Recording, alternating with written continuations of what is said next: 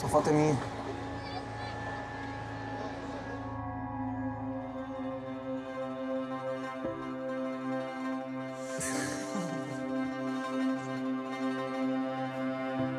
Uma noite com uma pessoa é uma coisa. 2 noites com a mesma pessoa é praticamente um convite para a terceira noite.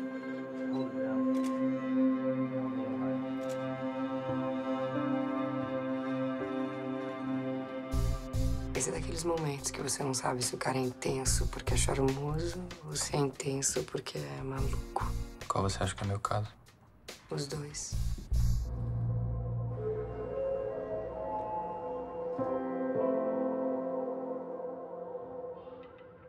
Eu corri tanto. Até quando você fica? Eu acho que você tá querendo me mandar embora. Fala. Até quando você fica?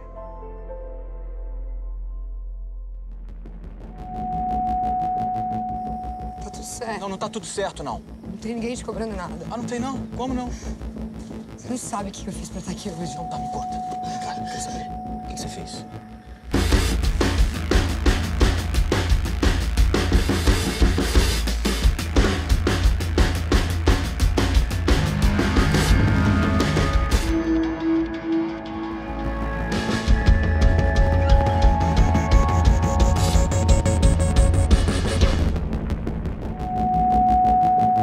E aí, voltou atrás, então?